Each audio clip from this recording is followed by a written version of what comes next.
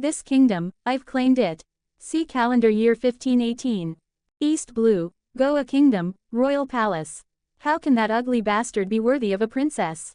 Your Highness, would you consider changing your fiancé? A blood-stained longsword quivered as it stood embedded in the corpse of a blonde man with a mushroom-shaped haircut, swaying like a joyful dandelion. Brilliant red blood spread and pooled across the floor. A young man with black hair sat leisurely on the golden throne, holding a stiff-faced blonde princess in his lap. With a playful tone, he lifted her delicate chin.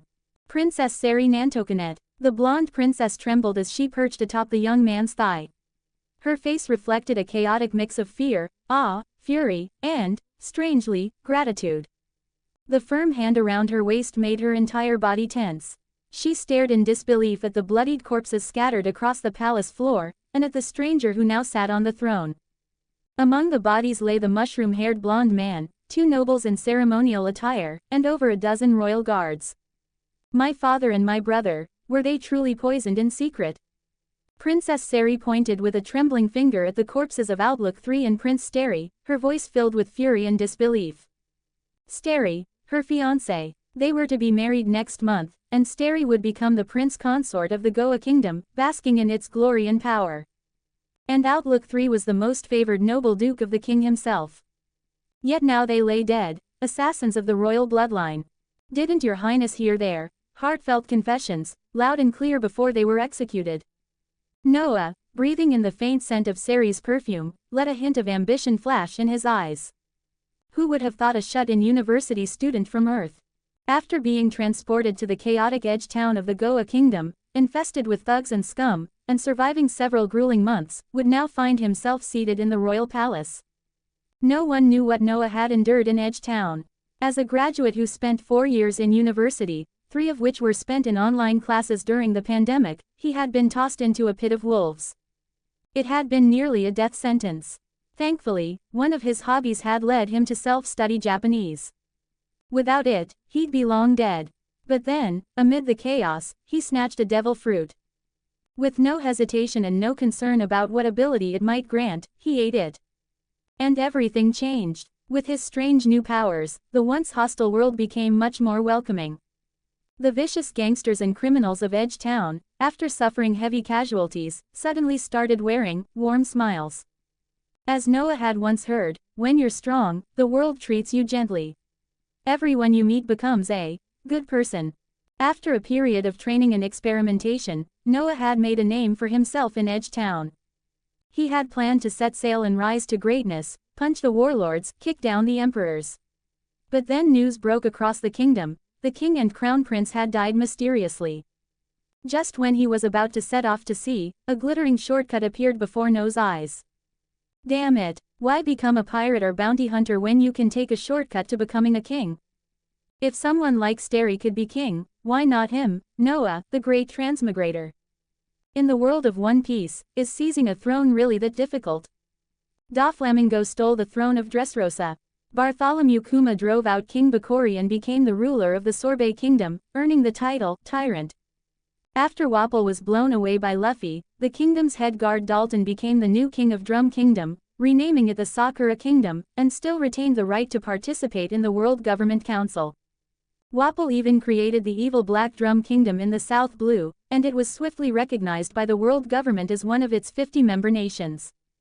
As long as you paid the celestial tribute, the world government didn't care how the power changed hands within its member states. That's how ridiculous this world is. Well, except for a certain desert crocodile trying to seize a kingdom with the backing of the 20 kings. Feeling the stiffness in the princess's body slowly melt into softness, Noah's lips curled into a grin, like an AK with the safety off. He truly hadn't expected his visit to the palace to go so smoothly. Not only had he encountered Steri and his entire family in the palace, but they had been playing pretend on the throne, gloating over their plot. Noah merely demonstrated a few cruel methods he learned from watching documentaries. And those arrogant nobles, Outlook 3, his wife did it, and Steri, had all dropped to their knees. Outlook spilled everything, the entire plan to assassinate the royal family and replace them. You want to be my husband? The king of Goa Kingdom? Princess Sari seemed resigned to her fate. After all, even Outlook 3 and her own fiancé had been scheming to seize the throne. This mysterious man had killed them and exposed their treachery. Then he even had the nerve to ask if she'd like to change her fiancé. No matter how naive she was, Sally could see Noah's ambition. She slowly turned to look at him. Truth be told, Noah was much more handsome than that ugly mushroom head Starry. And thinking of Noah's bizarre powers, she hesitated for a moment before nervously lifting her hands to wrap them around his neck like a lover would. She leaned in closer, pressing herself gently against his chest. "Thank you, for avenging my father and brother. Tomorrow, I will announce the plot to overthrow the throne by Outlook 3 and Starry. And you, my hero, you are my new fiancé. The new king of Goa." Looking into Noah's handsome face, Sari trembled slightly and kissed him on the lips. She had made her choice. Let this powerful man be her new husband, let him help stabilize the kingdom. With the deaths of her father, brother, and the powerful Duke Outlook, she feared she wouldn't be able to control the kingdom on her own. And to be honest, she wasn't willing to give up her luxurious life and the power that came with it. "Congratulations to you as well, from the Princess of Goa to the Queen of Goa." Noah wrapped his arms around her without hesitation, pulling her into their first long, immersive French kiss. Sari's eyes grew hazy, but the corpses around them, and the fact that they were not yet married, finally made Sari, true to her noble upbringing, break free in a flustered panic as she gasped for air. "No, please, let's clean up the bodies of these traitors first." Her blushing face filled with anxiety. She had actually enjoyed the kiss, something unthinkable, given that she had only known him for 2.5 hours. "Come with me to take control of the palace guard. Tomorrow night, I will be yours." Noticing the hungry look in Noah's eyes, Sari gave him a bashful glance, worried he might grow impatient. "There's no rush." Noah smiled calmly and stood up from the throne with Sari by his side, subtly adjusting himself to calm his raging brother. Sari noticed and blushed, eyes shimmering with a shy glint of expectation. After composing themselves, Noah piled the bodies together. He looked at the corpses of Outlook 3 and did it, wondering if Sabo ever regained his memories and learned that Noah had killed his biological parents. Would he seek revenge? Meanwhile, Sari returned with a set of opulent noble garments for him. "Come, my prince, let us take control of the palace guards." It was only now that Sari began to feel true fear. She hadn't realized how deeply Outlook 3 had infiltrated the palace guard and maids. No wonder they had been able to assassinate the king and prince so silently. If he hadn't needed Sari for a political marriage to legitimize the power grab, she would likely be dead too. She had merely been a stepping stone for Outlook's ascension. "As you wish, my princess." Noah grinned with unrestrained delight. He truly hadn't expected seizing a kingdom to be this easy. Add it to your library smiley face. Draxil creators' thoughts. 5 comments 0 vote. Seizure of power. Goa Kingdom, Royal Capital Guard. Duke Outlook assassinated the king and prince. Impossible. Absolutely impossible. His entire family has been executed. No, Your Highness, you must have been deceived. How could Duke Outlook ever commit treason? I don't believe it. Everyone, charge, kill the traitors and protect the princess. ... The entire Royal Capital Guard had begun to split into 3 distinct factions. There were those still confused about the situation, standing still in a daze, the neutral faction.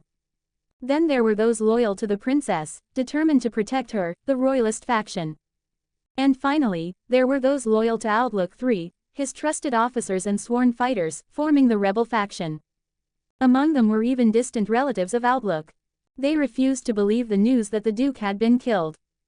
Dressed in resplendent attire, Princess Sari appeared with Noah atop a building not far from the rebel troops, surrounded by a swarm of soldiers. "My king, could you show your heroic might?" Princess Sari wanted to stabilize the chaos in the royal capital quickly, and at the same time, elevate Noah's image. She needed to cut through the turmoil like a sharp blade. After all, this man, her future king, could not be just some common rogue. He had to be a powerful hero. So many soldiers, that's a bit of a challenge. But not much. Noah, wearing noble attire with a long sword at his waist, looked relaxed as he stepped forward toward the raging rebels. "He's the schemer who tricked the princess. Kill him." The rebel commander, Imperial, immediately ordered his men to open fire. A storm of bullets and cannon shells rained down on Noah in an instant. Oi, concentrated fire like this is definitely my weakness. Noah's eyes sparkled. Taking a deep breath, he allowed the bullets and shells to tear through his body. Is he dead? What an idiot! Impera burst out laughing. He hadn't expected the flamboyant enemy to go down so easily. When Noah had first appeared with such a masterful aura, Impera had truly been intimidated. But now it seemed he had frightened himself over nothing. Looking at Noah's figure, now swallowed by fire and smoke, Impera's eyes gleamed. If Outlook 3 and his family were truly gone, as a distant relative, could he inherit the Duke's power? Maybe even marry the princess and become the new king? The thought made Impera's breath grow heavy, his eyes turning bloodshot as he stared feverishly at the princess in the distance. He couldn't believe he was this close to reaching the top. Commander, he's still alive. He's a monster. A monster. Could he be a Logia-type devil fruit user? Like that freak, Captain Smoker from Logatown. Panic spread among the rebels. Their bullets had failed. Their enemy was an untouchable Logia type. Impera's body broke out in cold sweat. How could someone in the Goa kingdom possess such a terrifying devil fruit? How were they supposed to win now? Even the most powerful artillery was useless against him. Shouldn't monsters like this be serving as high-ranking Navy officers, or terrorizing the seas as pirates? Why here? Why in the Goa kingdom? Noah's figure flickered through the smoke, completely unscathed. As the thunder of cannons ceased, he raised a hand and summoned a strange, formless field that engulfed the rebel troops. Degree domain. Banishment degree. To the shock of Princess Sari and the royalists, the rebels began vanishing, one after another. Noah charged in right after. That's the same strange power. Princess Sari's eyes sparkled with excitement. Back in the palace, Noah had used this same ability to make palace guards vanish, then strike them down one by one as they reappeared. But this time, he had made hundreds of soldiers vanish all at once. Where's Commander Impera and the rest of the soldiers? Royalists and neutral officers stared in fear at the vanishing rebels. A chill crept up their spines. This mysterious fiancé could not only ignore bullets, he could make people disappear entirely. Terrifying. Moments later, as Noah reached the rebels' last positions, a soldier suddenly reappeared, only to be instantly cut down by Noah's waiting blade, blood spraying everywhere. Another followed, reappeared only to be hacked down in a single stroke. Then another, and another. One by one, the rebels reappeared like NPCs respawning, only to be ruthlessly slain by Noah's blade. The spectacle left the royalists and neutral guards utterly horrified. From the rebels' perspective, all they saw was Noah raising his hand, then suddenly appearing right beside them and cutting them down. Just pain and confusion before blacking out. Bullets didn't work. He could teleport. How could they win? Where had all their comrades gone? If only they had known the horror that awaited, they would never have followed General Impera into rebellion. If they could live their lives again, they would never have served the Oteluk family. The slaughter continued. Noah struck down the rebels like they were nothing more than freshly spawned monsters. Blood flowed freely, pooling into streams across the ground. Until finally, Impera reappeared, only to be pierced through the heart by a single thrust of Noah's blade. Noah's breathing was heavy, and even his hands trembled slightly from the effort. Maintaining his power while cutting down hundreds of men had drained him. Luckily, the Goa Kingdom's guards had no masters of hockey. Otherwise, Noah might have truly met his end today. He still hadn't mastered this devil fruit power, but even so, he had already far surpassed its previous wielder. You're a devil. Impera clutched the blood-soaked blade in his chest, staring at Noah in terror. All around him were corpses. Not a single standing soldier remained. How was this possible? All in an instant, his men, himself, all wiped out. He had only seen Noah raise his hand. How did everyone end up dead? Even he had been stabbed before he could react. As Noah pulled the blade free, blood sprayed again, and Impera collapsed. His eyes were full of regret and confusion. Why would someone like this appear in the Goa kingdom? His royal ambitions were shattered. The dream of marrying the princess and becoming king, gone. Clang. Noah looked down at his now dulled blade and tossed it aside with a sharp metallic ring. Oi, clean this up. He looked like a demon, drenched in blood, shouting at the trembling neutral and royalist soldiers. As Noah approached, looking like a walking corpse. Even Princess Seri, who had already accepted him as her fiancé, couldn't help but feel fear and unease. This man, who killed soldiers like slaughtering chickens. He was terrifying. "Clean up the rebels," Seri shouted, her voice cracking as she commanded the soldiers around her. The neutral and royalist guards scrambled, crawling and stumbling to obey the princess's orders, carefully avoiding Noah. No one dared to get too close, fearing a stray swing from that demon's blade. "Noah, your clothes, they're dirty. Let's go change quickly." Seri tried her best to smile as she looked at Noah's blood-drenched form, her voice trembling like a frightened fawn. All she had wanted was for him to show some strength to calm the situation. She had never imagined such a brutal massacre. Is this enough to take control of the military? Noah gave a faint smile. His breathing was finally slowing. Banishment and the slaughter of 500 men had taken a toll. But in his hands, this ability had finally shown its true brilliance. He never expected to pull off something like Rob Lucci's legendary 500-man kill today. Now, his name might soon stand alongside Lucci and judge as a ruthless legend. Yes, absolutely, Seri nodded like a pecking chick, forcing herself to stay calm. Shaking, she clung to Noah's bloodstained arm and led him back to the palace for a bath and a change of clothes. Add it to your library smiley face. Draxil creators' thoughts. 3 comments 0 vote. The wedding and becoming king. As Noah and the princess departed, the royal guards let out a collective sigh of relief. Murmurs quickly spread among the soldiers like a rising tide. The title demonic prince consort began to circulate rapidly within their ranks. While the guards were busy clearing away the bodies, the nobles second only to Duke Autuk in status received intelligence from their spies. One after another, they were struck with fear, trembling all over. They made a firm decision, never to provoke this demonic butcher. Otherwise, they too would follow in the tragic footsteps of the Duke and the 500 royal guards. In truth, the sudden deaths of the king and the crown prince had already led many nobles to secretly view Outlook 3 and Steri as prime suspects. Yet, out of fear of Outlook III's power and the engagement between Steri and Princess Seri, no one dared act rashly. No one could have predicted what would happen next. That very night, Princess Seri returned with a new prince consort and initiated a brutal, bloody power struggle. The powerful and arrogant Outlook's forces crumbled in an instant. Had the princess uncovered their treacherous plot? Such is the unpredictability of the world. Some positions truly require more than just ambition, they demand fate. The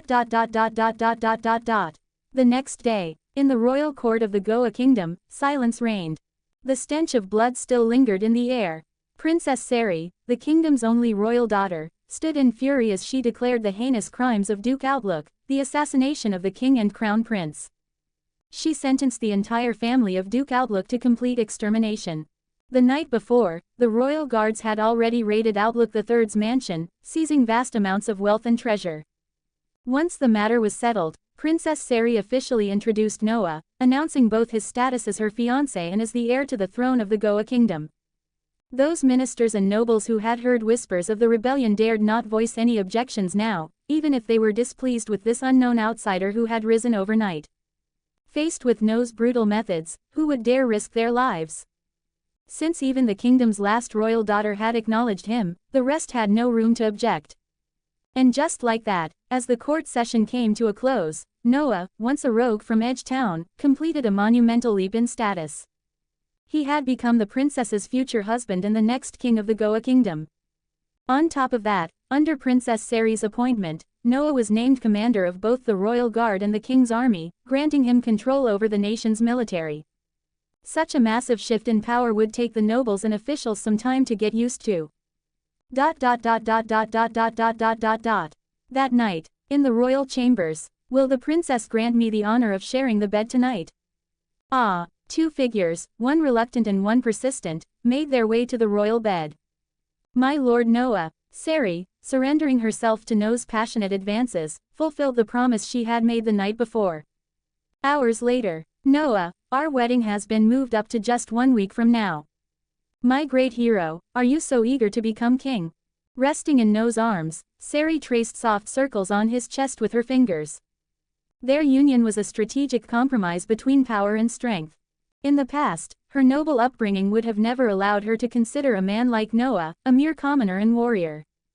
But after losing her father and brother, she came to realize just how irresistible and reassuring a strong man could be. She had fallen for this brutal demon. Perhaps this was like one of those strange tales titled The Demon and the Princess. I will turn the Goa kingdom into the greatest empire in the East Blue. Noah's hand slid along Sari's back, his voice calm yet confident. The crimson marks on the bedsheet stood out vividly. To my friends back on Earth, I made it. I'm marrying a princess and becoming king. Go ahead, be jealous. The greatest empire in the East Blue. With a rosy blush and shining eyes, Princess Sari looked up in awe. Even her father never dared dream of such greatness. To elevate the Goa kingdom to the most beautiful kingdom in the East Blue and receive praise from the celestial dragons, that had already been the pinnacle of her father's lifetime achievements. He had once expressed admiration for the legend of the Germa kingdom in the North Blue. Many years ago, the king of Germa had used military might to dominate the entire North Blue for 66 days. This feat had become a lasting source of pride for the Vinsmoke family. The king of Goa had fantasized about unifying the East Blue and creating a legacy of his own. But it had always remained just that, a fantasy. After all, the kingdom's military strength was pitifully weak. Even though the legendary marine hero Garp hailed from their nation, they had no authority over him. They had to rely on Vice Admiral Garp to occasionally return and sweep away the pirates threatening the seas, barely maintaining peace. Would you like to be empress of an empire? Noah smiled as his ambitions surfaced without restraint. Sari gazed at him with admiration and longing. And so, passion ignited once more. 1 week later, the news of Princess Sari's grand wedding and the crowning of the new king spread throughout the East Blue. But in the greater world, such news was too small to matter. It didn't even warrant a mention in the World Economic Journal. Vice Admiral Garp, the kingdom's most renowned figure, didn't even attend the wedding or the coronation. The invitation sent to Marine headquarters was completely ignored. The one sent to Fuchsia village was used by Monkey D. Luffy to make a paper airplane. Ever since Ace had gone out to sea a year earlier, Luffy had been frequenting Makino's tavern more often. Staying alone on Mt. Kalubo had proven too boring. Now that Ace was making a name for himself on the Grand Line, with a bounty poster reaching all the way to Fuchsia village, Luffy was more eager than ever to visit the tavern for news and snacks. Back in the capital of the Goa kingdom. Every household was lit up and decorated, welcoming their new king. Amid waves of blessings from nobles, officials, foreign envoys, and commoners, Noah held Princess Sari's hand. They were now husband and wife, and he was king. Long live the king. Long live the queen. May the Goa kingdom prosper forever. Noah held Sari's hand as they received congratulations from every corner of the kingdom. I'm king now. Seated on the throne, Noah looked down at his subjects. To say he wasn't excited would be a lie. He had gone from nothing to becoming king in less than 2 full months. Damn, who said transmigrating was hard? It's the best thing that ever happened. While some college grads were still fumbling through their internships, Noah had already married a rich princess and climbed to the very top of the Goa kingdom. Transmigration is the way to go. Especially to another world, so many opportunities. Time to rev up the truck-coon business and get those dump trucks moving. 7 days later, the grand wedding and coronation finally came to a close. The Goa kingdom returned to its usual peace and quiet. Between their nightly passion, Noah and Sari gradually took full control of the kingdom. Still, Noah's main focus remained on training and development. He planned to groom Sari into a capable ruler. He understood all too well, power without strength to support it was nothing but a castle in the sky. One day, after completing his training with his devil fruit and physical conditioning, inside the Royal Administrative Office. Don't be upset just because Garp didn't show up. But Vice Admiral Garp is the hero of the Navy, the pride of our kingdom. His absence makes us look bad. Reputation is something you build yourself. Since he didn't respect us this time, I'll make sure to repay him, properly. Don't be rash. Vice Admiral Garp is no one to mess with. Noah and Sari looked through the list of guests and gifts received for the wedding and coronation. Sari pouted at Garp's absence and quietly made a note in her little book. Add it to your library smiley face. Draxil creators thoughts. 4 comments 0 vote. Pissed. Download the app for additional rewards. More events, more perks. Winning you more free perks. Download now. Draxil. Download app now. Paramesha type. Time fruit power. Noah gently comforted the slightly dim-witted, somewhat naive, and arrogantly weak queen. He didn't continue discussing Garp with her. His mind was on a bigger issue, how to make the Goa kingdom stronger and more powerful. With Goa's prosperity, paying the heavenly tribute was no problem. But that didn't mean Noah felt no pressure. After all, crossing into this world, defeating Amu and the 5 elders, that's practically the main storyline for any transmigrator. However, now that Noah had taken the shortcut by becoming ruler of the Goa kingdom, he had to start thinking seriously about what to do next. Toppling the celestial dragons would have to be a matter of dialectics, pressuring from the front, the side, from above and below, step by step. He'd pay the heavenly tribute for a few years first. Later, he'd find the opportunity to reclaim everything in one sweep. Just thinking about his devil fruit ability, Noah couldn't help but imagine a future where he slowly became a celestial dragon himself, then found the chance to banish Amu into a far-flung future and seize the throne entirely. Overthrow the celestial dragons, become a celestial dragon, and then surpass the celestial dragons. By the time Amu returned as king, countless years later, Noah might already be unimaginably powerful. He had already usurped the throne of a kingdom. Next, he planned to usurp the entire world and become its king. Of course, all that depended on whether he could develop his ability to the point where he could actually banish Amu. If he could banish even Amu, then the 5 elders, the 4 emperors, even the sun god Nika. None of them would be able to escape. Anyone who stood in his way, he would banish. This world would be his to command. Yes, the ability Noah had obtained during his brutal struggle for survival in Edge Town was the Paramesha type time fruit.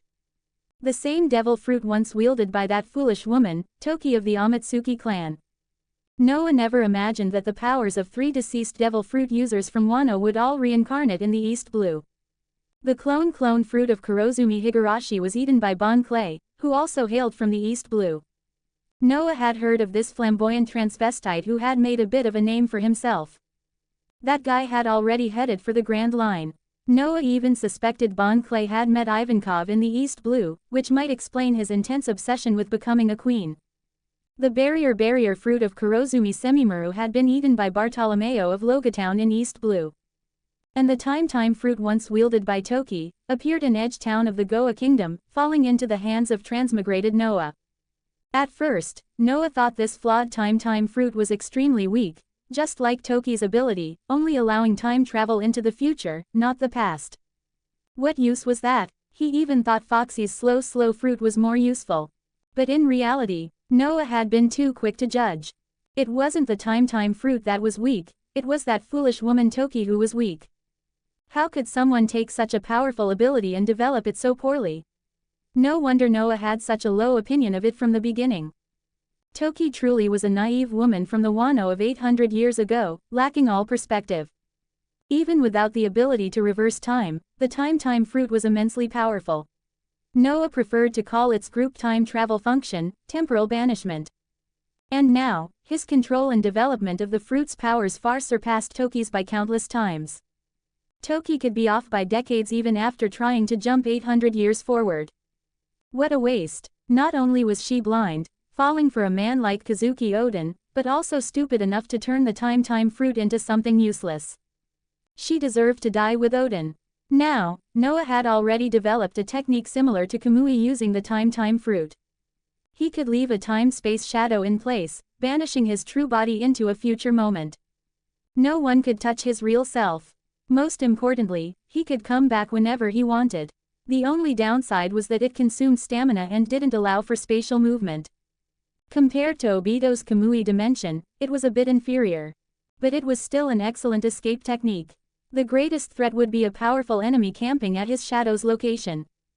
But Noah had ways around that. Against strong enemies, he could simply dismiss the time-space shadow and jump straight into a future time point. He didn't believe anyone could camp there for years waiting. If they did, he'd just wear them down. During time travel, Noah's lifespan wouldn't change. That was the biggest flaw of the time fruit, it couldn't handle spatial movement while affecting the user. But now that Noah had developed a time domain, he could banish enemies in time, freezing them while moving freely himself. That was basically relative teleportation.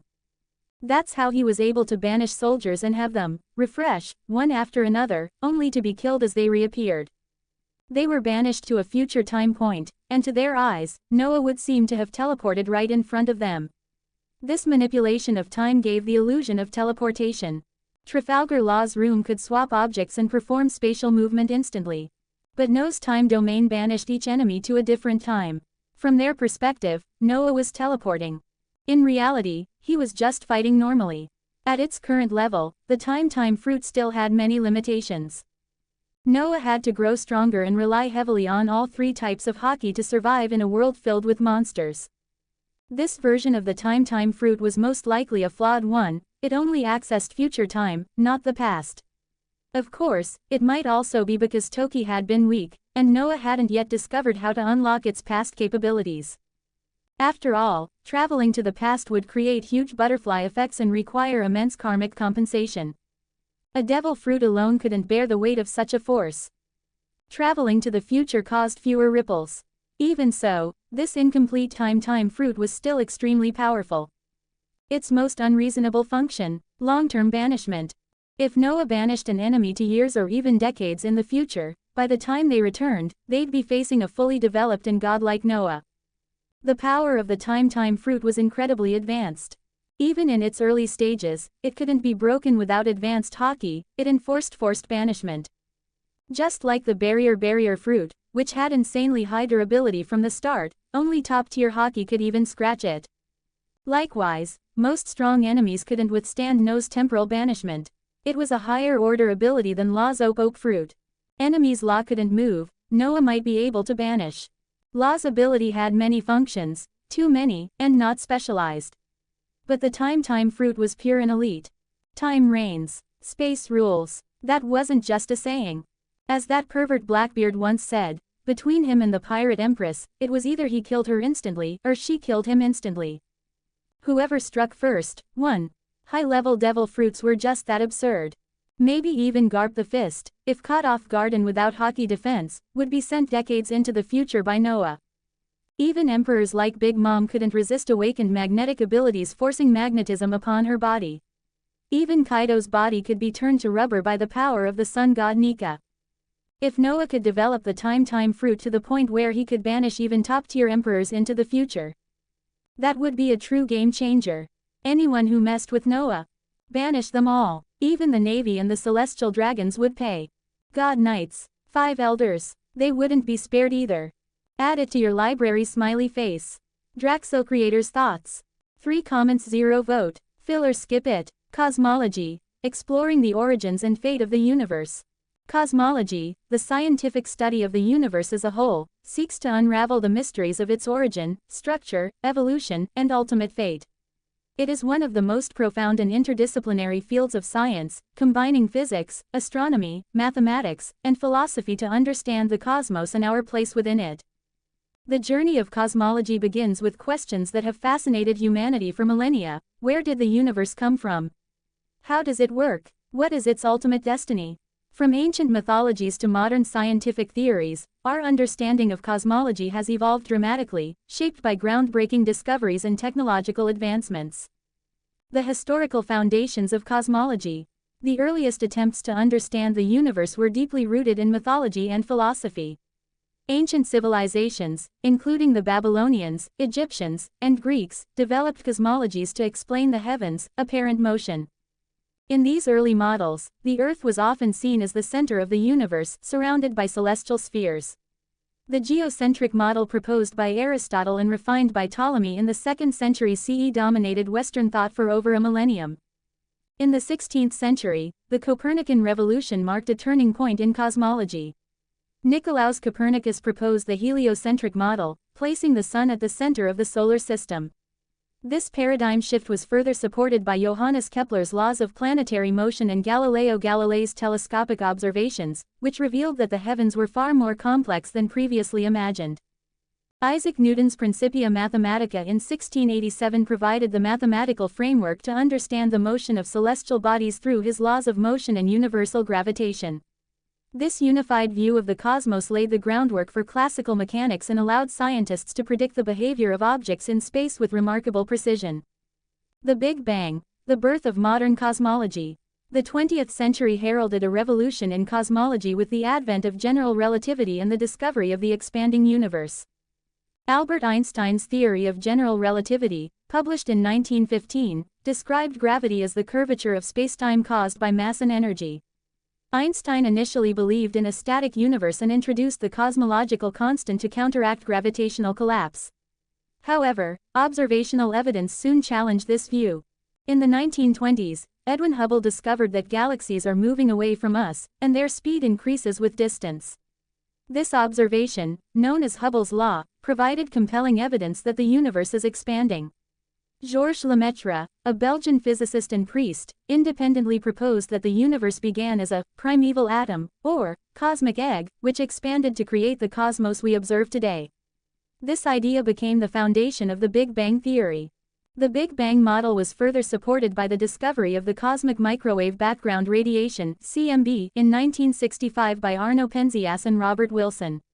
This faint, uniform glow of radiation is a relic of the universe's early hot and dense state, providing a snapshot of the cosmos when it was just 380,000 years old. Today, the CMB remains one of the most critical pieces of evidence for the Big Bang theory. The structure of the universe. The observable universe spans approximately 93 billion light-years in diameter and contains an estimated 2 trillion galaxies, each housing billions or even trillions of stars. Galaxies are not evenly distributed but form intricate structures known as the cosmic web, consisting of filaments, clusters, and vast voids. At smaller scales, galaxies like our Milky Way are gravitationally bound systems of stars, gas, dust, and dark matter. Within these galaxies, stars form, evolve, and die, producing heavier elements that become the building blocks of planets and life. On an even smaller scale, planets, moons, asteroids, and comets orbit stars, creating solar systems like our own. Despite the diversity of structures in the universe, two mysterious components dominate its composition: dark matter and dark energy. Dark matter, which makes up about 27% of the universe, does not emit or interact with light, but its gravitational effects are essential for explaining the formation and stability of galaxies. Dark energy, comprising approximately 68% of the universe, is even more enigmatic. It is believed to be responsible for the accelerated expansion of the universe, a discovery made in the late 1990s through observations of distant supernovae. The evolution of the universe. The universe has undergone several distinct phases since the Big Bang. During the first fraction of a second, it experienced a period of rapid inflation, expanding exponentially in size. This inflation smoothed out irregularities and set the stage for the formation of galaxies and large-scale structures. As the universe cooled, elementary particles combined to form protons, neutrons, and electrons. About 380,000 years after the Big Bang, these particles came together to form neutral atoms, allowing light to travel freely for the first time. This epoch of recombination produced the CMB, a crucial relic of the early universe. Over billions of years, gravity pulled matter into denser regions, leading to the formation of stars, galaxies, and clusters. Stellar nucleosynthesis within stars produced heavier elements, which were dispersed into space through supernovae, enriching the interstellar medium. The universe continues to evolve, with star formation occurring in galaxies and interactions between galaxies shaping their structure. However, as the universe expands, the rate of star formation is gradually declining. The distant future will likely be dominated by dark energy, with galaxies moving farther apart and the cosmos becoming increasingly cold and dark. The multiverse hypothesis. One of the most intriguing ideas in modern cosmology is the concept of the multiverse, which posits that our universe is just one of countless others. These universes could exist in a higher dimensional space, arise from quantum fluctuations, or result from the chaotic inflationary process. The multiverse hypothesis challenges traditional notions of reality and raises profound questions about the nature of existence. If other universes exist, they could have different physical laws, dimensions, and constants, creating environments vastly different from our own. While the multiverse remains a speculative idea, it offers potential explanations for phenomena such as the fine-tuning of physical constants and the origins of the Big Bang itself. The future of the universe. The ultimate fate of the universe depends on the properties of dark energy and the overall geometry of space-time. Current observations suggest that the universe is flat and dominated by dark energy, pointing towards a Big Freeze scenario. In this case, galaxies will drift apart, stars will burn out, and the cosmos will become a cold, dark, and desolate place. Alternatively, dark energy could lead to a Big Rip, tearing apart galaxies, stars, and even atoms as the expansion accelerates. Another possibility is the Big Crunch, where the expansion reverses, and the universe collapses into a singularity, potentially triggering another Big Bang. Cosmology and human significance. Cosmology not only seeks to explain the physical universe but also prompts deep philosophical questions about our place within it. The fact that humans can observe, understand, and ponder the cosmos is a testament to the remarkable interconnectedness of life in the universe. Our atoms were forged in the cores of stars, linking us to the vast cosmic tapestry. As we gaze at the stars and explore the universe's origins, we are reminded of both our insignificance and our potential. The universe is vast and ancient, yet it has given rise to conscious beings capable of reflecting on its mysteries. This duality, of smallness and significance, lies at the heart of cosmology's appeal. Conclusion. Cosmology is a journey of discovery, revealing the universe's grandeur and complexity while challenging our understanding of existence. From the Big Bang to the farthest galaxies, from dark matter to the multiverse, cosmology encompasses the most profound questions of science and philosophy. As we continue to explore the cosmos, we are not only uncovering the secrets of the universe but also deepening our connection to it. In this quest, the universe becomes not just an object of study but a source of wonder, inspiration, and meaning. The universe is an awe-inspiring expanse of space, time, matter, and energy, stretching far beyond human comprehension and holding mysteries that defy even the most advanced scientific understanding. It began with the Big Bang approximately 13.8 billion years ago, a singularity of infinite density and temperature that rapidly expanded, giving birth to the fabric of space and time. In its infancy, the universe was a seething plasma of particles, so dense and hot that light could not travel freely. Over hundreds of thousands of years, it cooled and expanded, allowing atoms to form in an epoch known as recombination, which made the cosmos transparent and gave rise to the cosmic microwave background radiation, a faint, nearly uniform glow that still pervades the universe today, serving as a snapshot of its earliest light. As the universe expanded and cooled further, gravity took hold, pulling hydrogen and helium gas into dense regions that became the first stars. These stars burned brightly, fusing heavier elements in their cores and, in dramatic supernova explosions, scattered these elements across the cosmos. This stellar alchemy seeded the universe with the building blocks of planets, life, and future generations of stars. Galaxies began to form, coalescing into enormous structures ranging from dwarf galaxies with a few million stars to titanic giants like the Milky Way, which contains hundreds of billions of stars. These galaxies are not randomly scattered but are arranged in an intricate cosmic web of filaments and voids, with clusters of galaxies connected by threads of dark matter, an enigmatic substance that neither emits nor absorbs light but exerts gravitational influence, shaping the large-scale structure of the universe. Embedded within this vast expanse, our solar system formed about 4.6 billion years ago from the remnants of earlier stars. The Sun ignited at its core, surrounded by a protoplanetary disk of gas and dust that coalesced into planets, moons, and other celestial bodies. Among these, Earth emerged as a unique cradle of life, its atmosphere, magnetic field, and liquid water creating conditions for complex organisms to evolve. Over billions of years, Earth has witnessed mass extinctions and evolutionary leaps, each a chapter in the ongoing story of life in the universe. Meanwhile, the Sun itself is but one of countless stars in the Milky Way, which is, in turn, one of more than 2 trillion galaxies estimated to exist, each teeming with its own stars, planets, and perhaps countless forms of life yet to be discovered. Beyond the visible universe lies the unknown. The observable cosmos spans roughly 93 billion light-years in diameter, yet this is only a fraction of the whole, limited by the speed of light and the age of the universe. Beyond the cosmic horizon, space-time may extend infinitely, or it could curve back on itself, forming a closed system. The ultimate fate of the universe remains one of its greatest enigmas. Current models suggest it is expanding at an accelerating rate, driven by dark energy, a mysterious force that counteracts gravity. This acceleration could lead to a big freeze, where galaxies drift apart, stars burn out, and the cosmos becomes cold and dark. Alternatively, dark energy could trigger a big rip, tearing apart galaxies, stars, and even atoms. There is also the possibility of a big crunch, where gravity halts expansion and reverses it, collapsing the universe into a singularity once again, potentially restarting the cycle. Parallel to these mysteries, the concept of the multiverse offers tantalizing possibilities. According to some theories, our universe may be just one of countless others, each with its own laws of physics, dimensions, and constants. These universes could exist in higher dimensional spaces, bubble off from inflationary processes, or arise from quantum events. The multiverse concept challenges our understanding of reality and raises profound philosophical questions. If other universes exist, what lies within them? Are there other versions of ourselves, living different lives under different circumstances? Do these universes interact, or are they forever isolated from one another? Amidst these cosmic mysteries, humanity stands as both observer and participant, gazing into the depths of space with ever more powerful telescopes and instruments.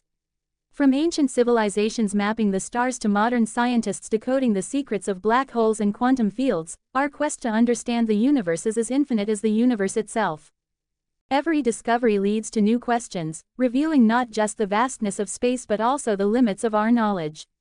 Yet, in this vast, ancient expanse, the fact that we can ponder such questions at all is a profound testament to our connection to the cosmos, a connection forged in the heart of stars and carried forward by the light of curiosity.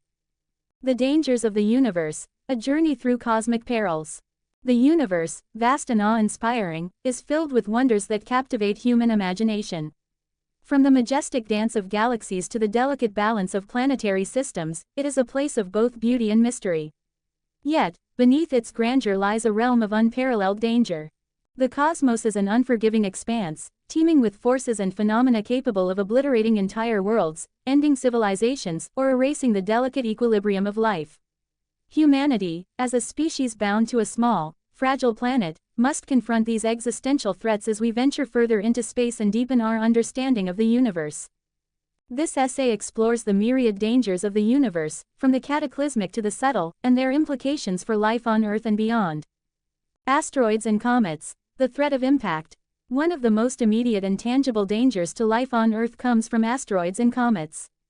These celestial objects, remnants of the early solar system, travel through space at incredible speeds. While most are small and harmless, a collision with a large asteroid could have catastrophic consequences.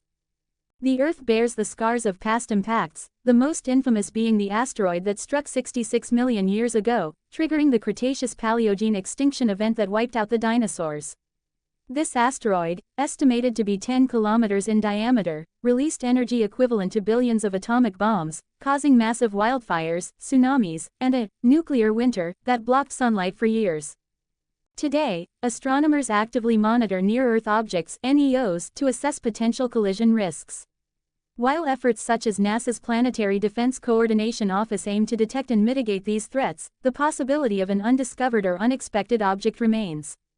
Even smaller asteroids, like the one that exploded over Chelyabinsk, Russia, in 2013, can cause significant damage, highlighting the need for constant vigilance. Black holes, the cosmic abyss. Black holes represent one of the most enigmatic and terrifying forces in the universe. These regions of spacetime are so dense that their gravitational pull prevents anything, even light, from escaping.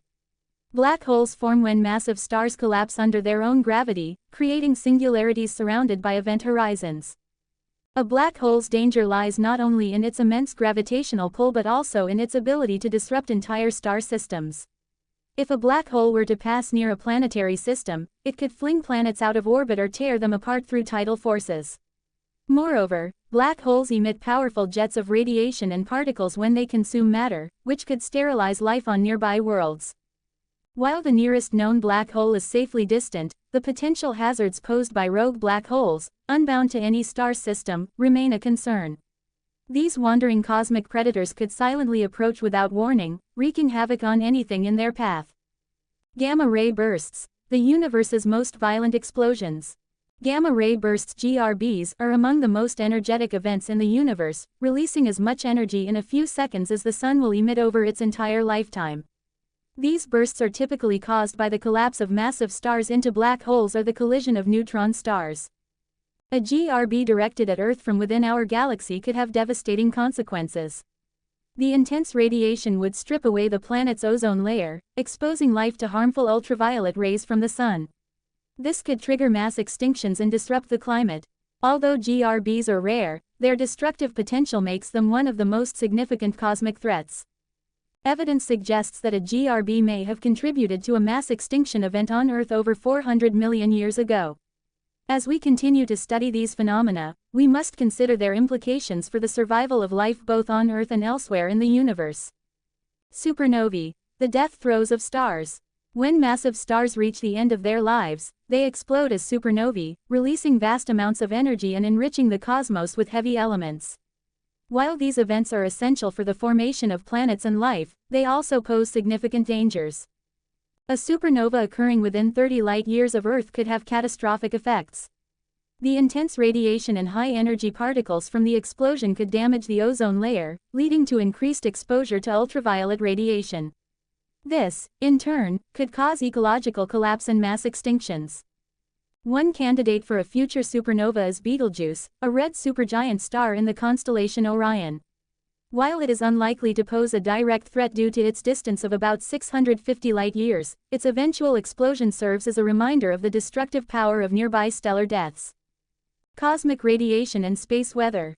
The universe is filled with high-energy particles and radiation that can pose serious risks to life and technology. Cosmic rays, originating from sources such as supernovae and active galactic nuclei, constantly bombard Earth. While our planet's atmosphere and magnetic field provide protection, exposure to cosmic radiation increases in space. For astronauts, prolonged exposure to cosmic rays can damage DNA, increase cancer risk, and cause other health issues. Spacecraft and satellites are also vulnerable to space weather events, such as solar flares and coronal mass ejections (CMEs). These phenomena can disrupt communications, damage electronics, and even cause power grid failures on Earth. As humanity ventures further into space, developing effective shielding and mitigation strategies will be essential to ensure the safety of both astronauts and our technological infrastructure. Dark matter and dark energy, the unknown forces. Dark matter and dark energy, which together constitute 95% of the universe's total mass energy content, remain among the greatest mysteries of modern cosmology. While dark matter is thought to hold galaxies together through its gravitational influence, its nature and behavior are poorly understood. Dark energy, responsible for the accelerated expansion of the universe, poses existential questions about the cosmos's ultimate fate. If the expansion continues to accelerate, the universe could experience a big freeze, where galaxies drift apart, stars burn out, and the cosmos becomes cold and lifeless. Alternatively, a big rip scenario could occur, tearing apart galaxies, stars, and even atoms as dark energy overwhelms all other forces. Though these dangers operate on cosmological timescales, their implications challenge our understanding of the universe's long-term stability and the prospects for life. The fragility of planetary systems.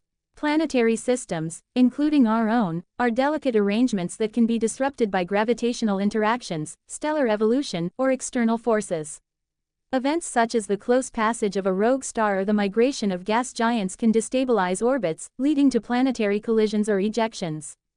Earth itself is not immune to these risks. Over billions of years, changes in the Sun's luminosity will render our planet uninhabitable, boiling away oceans and destroying the atmosphere. While this process will take billions of years, it underscores the finite nature of Earth's habitability and the importance of exploring potential new homes for humanity. Artificial threats and cosmic exploration. As humanity ventures into space, we may inadvertently create new dangers. Space debris, resulting from decades of satellite launches and orbital operations, poses a growing threat to both manned and unmanned missions.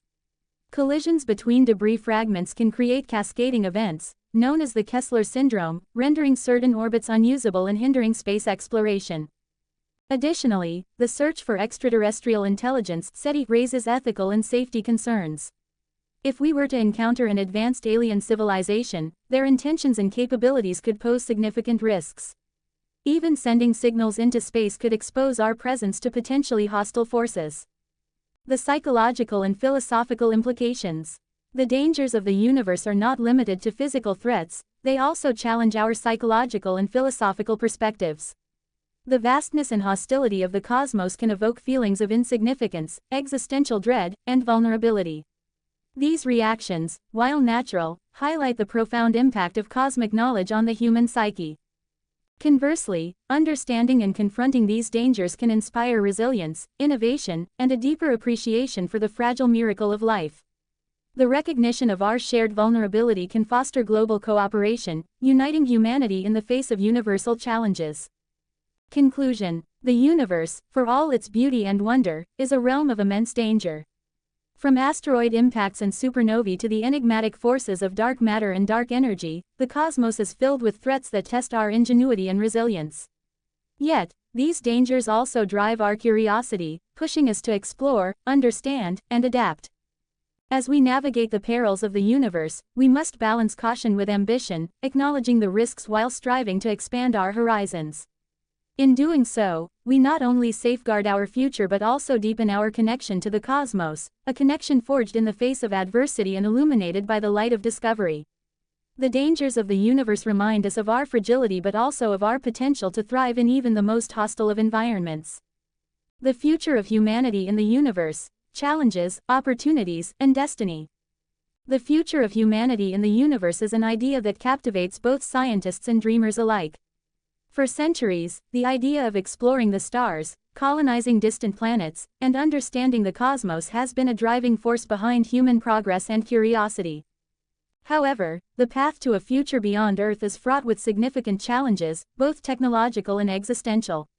As we stand at the edge of a new era of space exploration, we are confronted with questions about our place in the universe, the long-term survival of our species, and the consequences of venturing into the unknown. This essay will explore the potential future of humanity in the universe, considering the obstacles we must overcome, the possibilities that lie ahead, and the philosophical implications of our expanding reach into the cosmos. The drive for exploration and the push beyond Earth. The story of humanity's exploration of the cosmos began with simple observations of the night sky, and over time, this evolved into a full-fledged scientific pursuit. The first giant leap for mankind was the landing of humans on the Moon in 1969, marking the beginning of what could eventually be humanity's journey beyond the confines of Earth.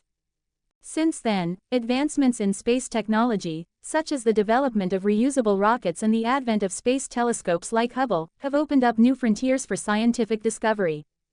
However, humanity's future in space is not just about exploration but also survival.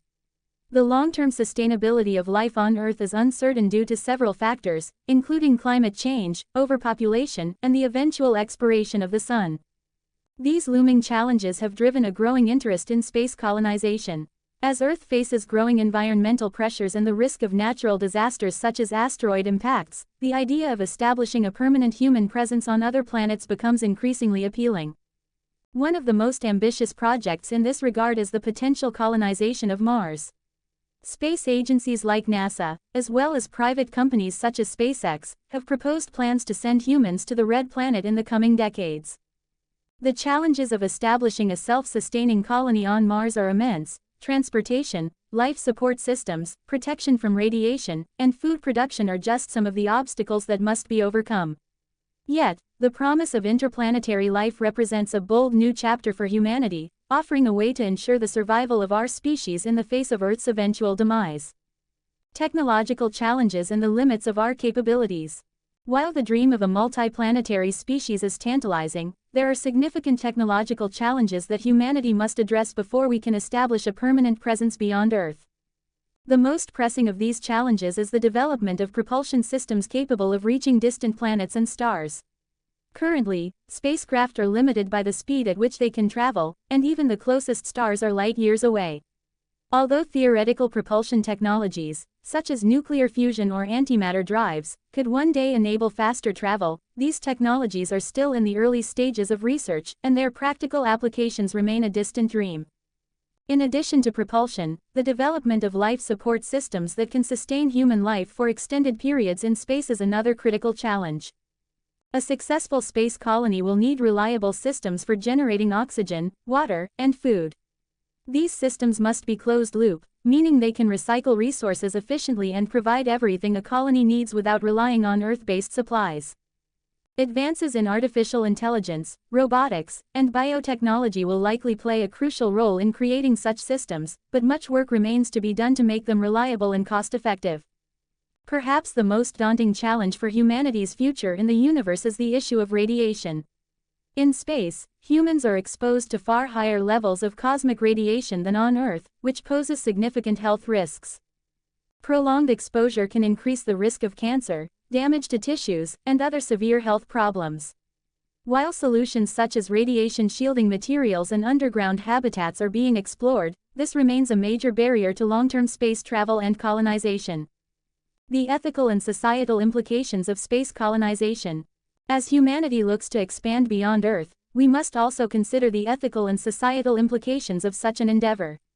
Colonizing other planets is not just a technological challenge but a moral one. Should humanity, with all its flaws and history of exploitation, be responsible for spreading its influence to other worlds? The possibility of terraforming planets, transforming inhospitable environments into livable ones, raises ethical questions about the rights of potential extraterrestrial life. While we have not yet discovered definitive signs of life beyond Earth, the search for alien life continues. Should we colonize a planet, only to discover it harbors microbial life or even more complex organisms? The colonization of space also brings up questions about governance and the future of human society.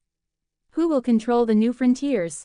Will space exploration be monopolized by a few wealthy corporations or nations, or will it be a collaborative effort involving all of humanity?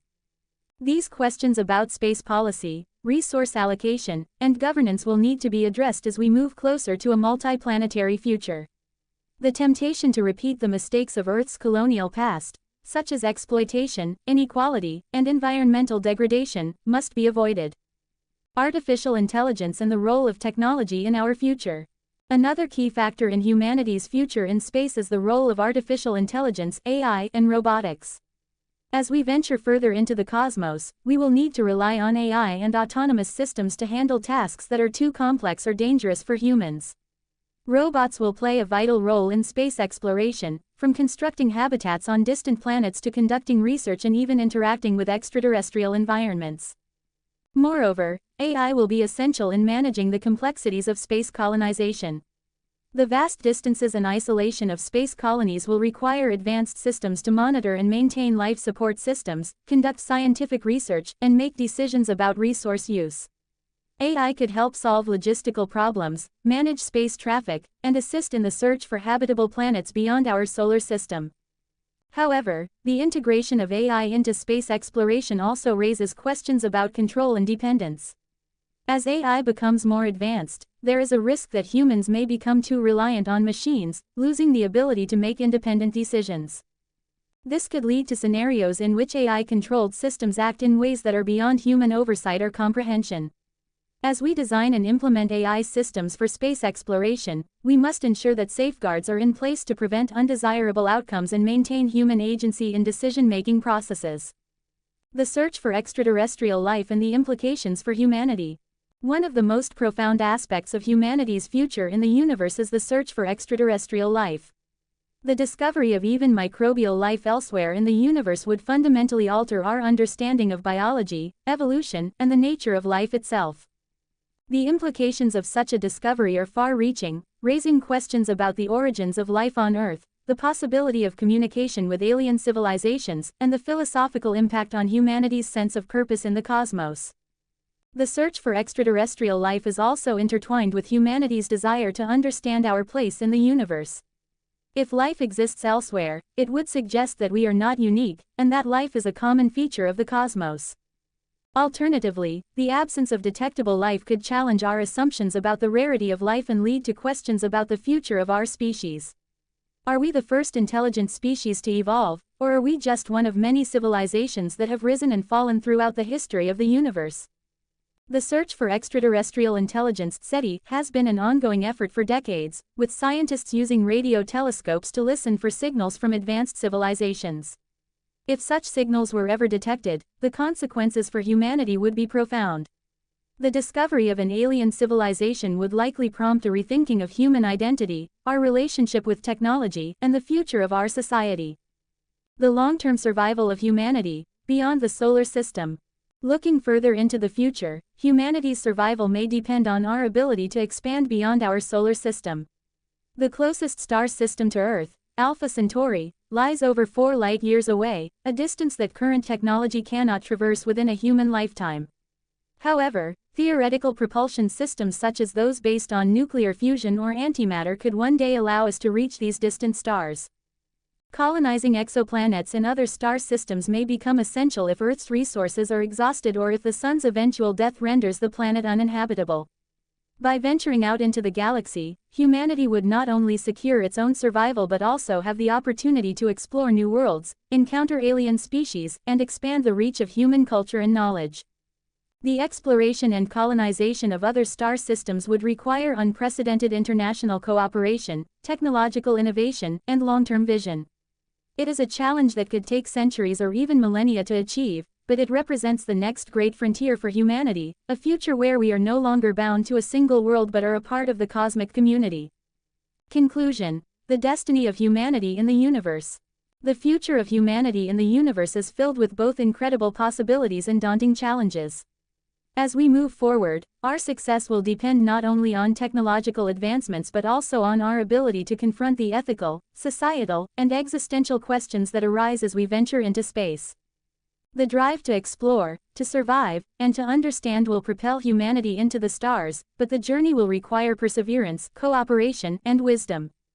The universe is vast, mysterious, and often inhospitable, but it also offers boundless opportunities for discovery, growth, and expansion.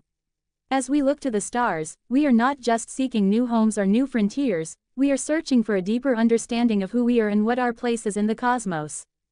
The future of humanity in the universe is uncertain, but it is a future that we must embrace with courage and determination, for it is through our exploration of the cosmos that we may ultimately discover our true potential. Strange theories related to the universe, exploring the limits of knowledge. The universe, with its vast expanse and myriad phenomena, has long been a subject of fascination and study for scientists, philosophers, and dreamers alike. Over centuries, our understanding of the cosmos has evolved dramatically, from early models of a geocentric universe to the modern understanding of an expanding, ever-changing cosmos governed by the laws of physics. However, despite the progress made in cosmology, there remain numerous strange and perplexing theories about the nature of the universe. Some of these theories push the boundaries of scientific thought, blending the realms of science fiction and speculative physics with established scientific principles. Others challenge the very foundations of reality itself. This essay delves into some of the most intriguing and bizarre theories related to the universe, exploring ideas that stretch the limits of human imagination and the edges of scientific understanding. The multiverse theory: infinite universes beyond our own. One of the most fascinating and controversial theories in modern cosmology is the multiverse theory. The idea that our universe is not the only one, but rather part of a vast collection of universes, each with its own set of physical laws, has been the subject of much debate and speculation. The multiverse theory suggests that there are infinite parallel universes, each with different configurations of matter and energy, potentially even different versions of ourselves living out alternate lives. The concept of the multiverse arises from the field of cosmology, particularly in the context of quantum mechanics and string theory. According to some interpretations of quantum mechanics, every possible outcome of a quantum event actually occurs, but in separate, non-interacting universes. This is often referred to as the many worlds interpretation of quantum mechanics. In this framework, every decision we make or every random event that occurs could lead to the creation of a new universe, resulting in an infinite branching of realities. String theory, which attempts to unify all fundamental forces of nature, also provides a framework that supports the idea of a multiverse. String theory posits that the fundamental building blocks of the universe are not point particles, but tiny, vibrating strings. These strings can vibrate in different ways, leading to the formation of different physical laws in different regions of space. Some versions of string theory suggest that there are multiple dimensions beyond the familiar three of space and one of time, and that our universe may be just one of many in a higher dimensional multiverse. While the multiverse theory provides an elegant solution to certain cosmological puzzles, such as the fine-tuning of physical constants in our universe, it remains highly speculative. The existence of other universes is currently unprovable, and some critics argue that the theory is more philosophical than scientific. Nonetheless, the idea of a multiverse challenges our traditional understanding of reality and invites profound questions about the nature of existence and the limits of scientific inquiry. The simulation hypothesis: is reality a computer program? One of the most mind-bending and controversial theories about the universe is the simulation hypothesis, which posits that our entire reality is a computer-generated simulation, much like a highly advanced video game. This theory suggests that we are living in a simulated world created by a more advanced civilization or artificial intelligence, and that everything we experience, from the laws of physics to our daily lives, is part of a massive computational process. The simulation hypothesis was popularized by philosopher Nick Bostrom, who argued that there is a significant probability that future civilizations, with vastly more computing power than we can imagine, could create simulations of entire universes. These simulations could be so detailed that the inhabitants of the simulated worlds would not be able to distinguish their reality from real reality. If this is the case, then it is possible that our own universe is simply one such simulation, running on a supercomputer in the far future. The theory raises several interesting questions. For example, if we are living in a simulation, then what is the nature of the real world? What would happen if the creators of the simulation decided to end it? Moreover, some proponents of the theory argue that advanced simulations could become self-aware, leading to a new form of artificial consciousness. Could the inhabitants of a simulated universe, like us, ever break free of their programming and understand their true nature? Critics of the simulation hypothesis argue that it is based on unfalsifiable assumptions and is therefore not a scientific theory but rather a philosophical proposition. However, some physicists have suggested that there may be ways to test the hypothesis through experiments that examine the behavior of space-time at the quantum level. If the universe is a simulation, it might exhibit certain computational artifacts, such as glitches or limitations in the precision of physical constants. Time travel and the grandfather paradox: can we change the past? Time travel has long been a staple of science fiction, but it also raises profound questions about the nature of time and causality. If time travel were possible, could we travel back in time and change the past? And if we could change the past, what would be the consequences for the present and the future? These questions are encapsulated in the famous grandfather paradox. The grandfather paradox suggests that if someone were to travel back in time and kill their own grandfather before the time traveler was born, it would create a logical contradiction. If the grandfather is killed, the time traveler would never be born, and therefore could not travel back in time to kill the grandfather in the first place. This paradox challenges our understanding of causality and the nature of time itself. In an attempt to resolve such paradoxes, physicists have proposed various theories. One such theory is the many worlds interpretation of quantum mechanics, which suggests that every possible outcome of a quantum event occurs in a separate universe. According to this theory, if a time traveler were to go back in time and change something, they would simply create a new branch in the multiverse, avoiding any paradoxes. Another idea is that the laws of physics might prevent time travelers from altering significant events in the past, thus preserving the consistency of the timeline. Despite the intriguing possibilities, time travel remains firmly within the realm of speculation. Theoretical models of time travel, such as those involving wormholes or closed time-like curves, suggest that time travel to the past may be mathematically possible under certain conditions, but there is currently no experimental evidence to support this. Nonetheless, the concept of time travel continues to be a fascinating topic for both scientists and philosophers, as it forces us to confront the fundamental nature of time and the structure of reality. Dark matter and dark energy, the invisible forces of the universe. Perhaps the most puzzling and strange phenomena in the universe are dark matter and dark energy.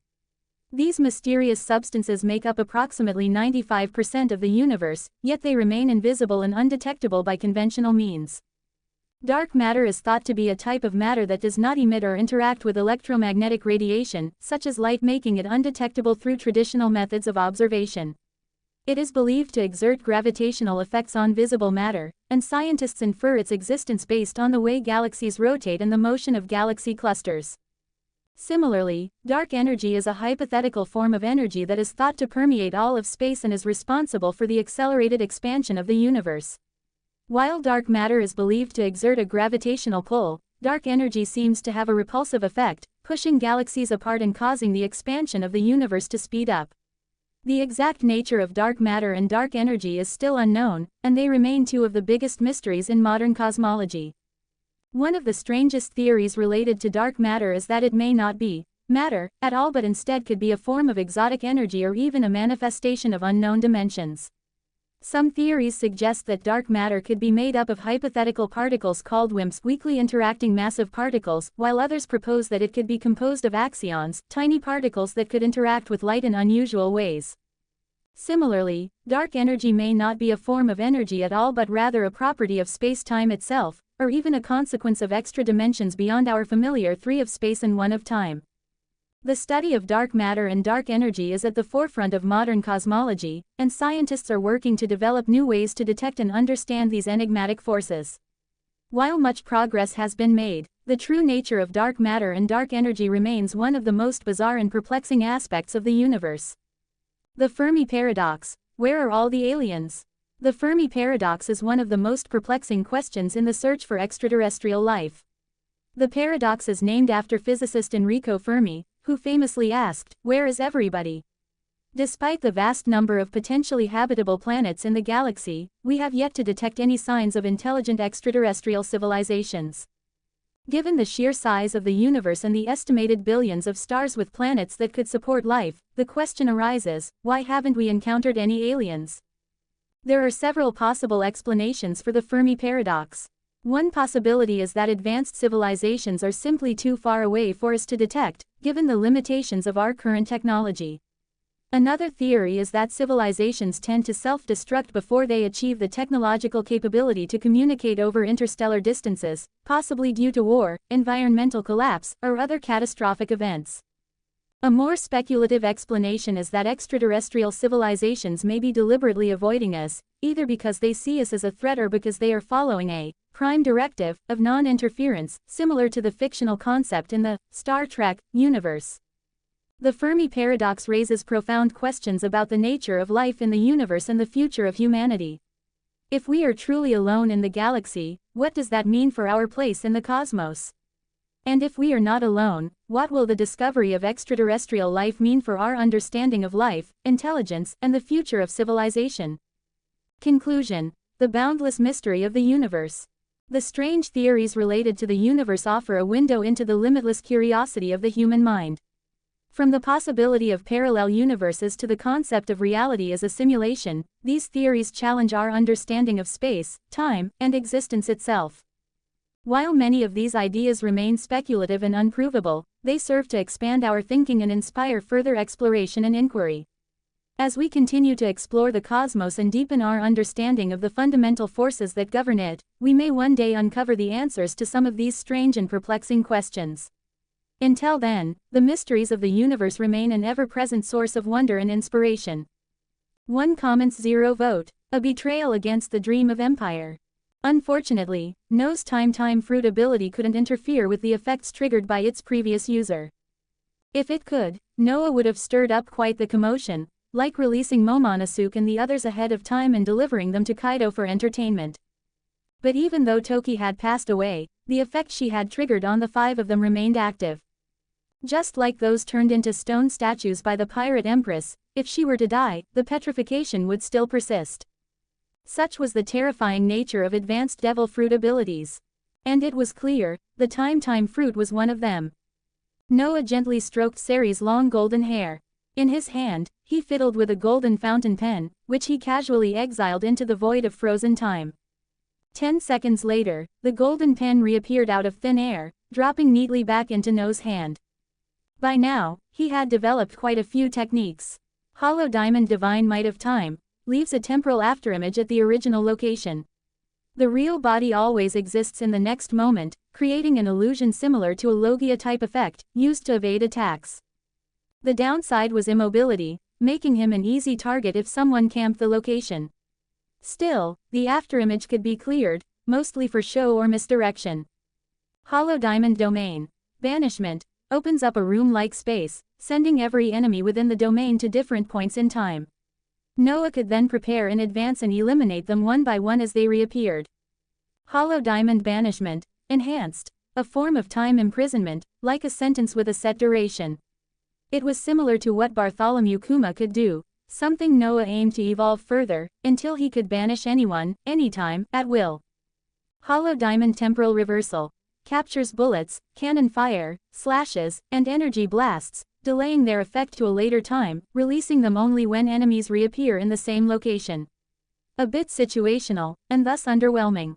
Hollow Diamond Time Trap, a proactive method of attack, banishing bombs, sword slashes, and other strikes into storage, waiting for enemies to enter the range, then springing a deadly surprise. Hollow Diamond Temporal Storage, stores objects in a time-space exile and brings them back at a set point, useful for protection or deployment. Warships, for instance, could appear hours or days later. It was even viable for temporarily safeguarding people. The only drawback, no spatial relocation. This ability could even help Noah challenge the storage monopoly of Gibberson, the so-called storage king. But Noah wasn't short on money, nor did he have the time to be a warehouse mogul. Time and space fruits each wielded dominion over their respective axes. Yet depending on reference points and targets, their effects blurred. Was a teleportation the work of space? Or time? The kingdom of Konami dares to insult us like this. Sari snatched the golden pen from Noah's hand, flipped past a few pages about Garp, and jotted something down furiously, like a spoiled, petty princess. A weakling who still liked to play games. What's the matter? King Anom IV of Konami only sent a congratulatory gift of 100,000 belly and 10,000 pounds of oranges. 100,000 belly? Yes, that's not even enough for one royal banquet. How dare he humiliate us like this? Sari was furious and wanted to deal with the Konami kingdom right away. This was about pride. In East Blue, which kingdom would dare disrespect Goa Kingdom like this? Goa was the most beautiful kingdom in East Blue, a favorite travel spot for the celestial dragons, and home to the Navy hero Garp. Don't be angry, I've been meaning to tour East Blue. I'll deal with it for you. Noah pinched Sari's cheek. Now that the situation in Goa Kingdom had stabilized, he was looking to strengthen it further, by recruiting powerful individuals and forming the ultimate royal guard. After all, Isho and Aramaki, two future admirals, had once come from royal guard units. If his guard could include a few admiral-level fighters, then the strongest empire in East Blue would be his for the taking. He might even, like Germa 66 of the North Blue, initiate a war to unify East Blue. Become a leading member of the World Government Summit. By then, even the Five Elders and Navy HQ would have to heed the voice of Emperor Noah. That's wonderful, Noah, you're the best. This time, Sari didn't object. She threw her arms around him and planted a kiss.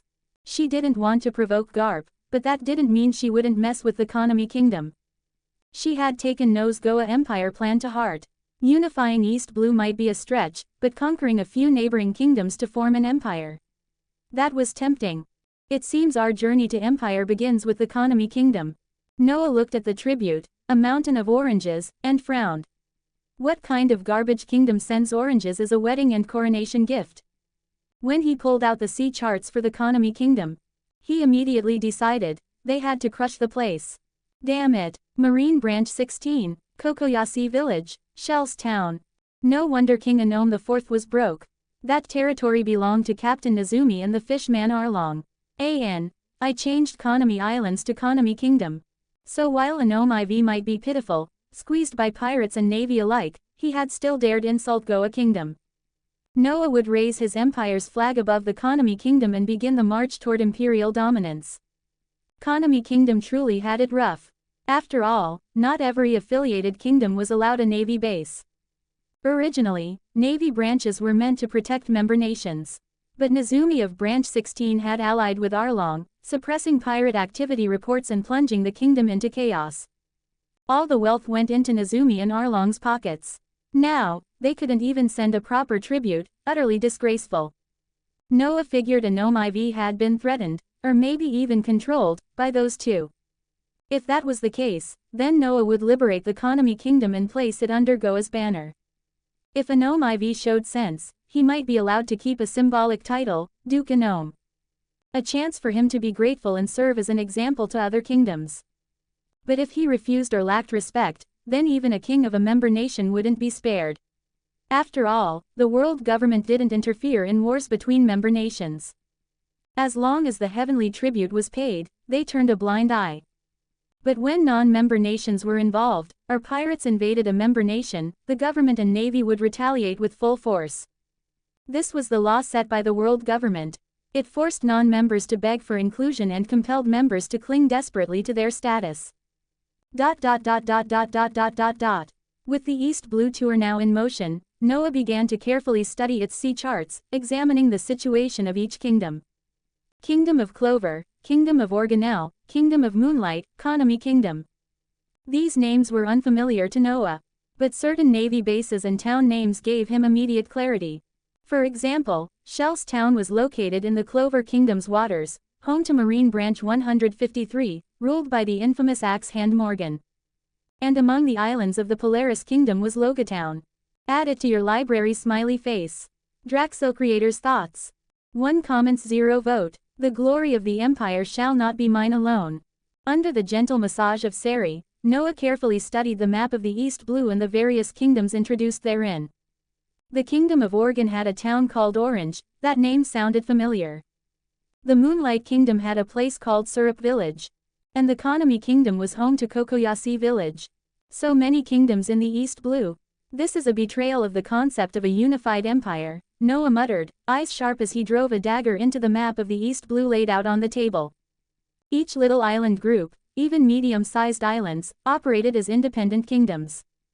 He envisioned doing what the 4 emperors had done in the New World, marking territories with the banner of the Goa Kingdom, and evolving it into the Goa Empire.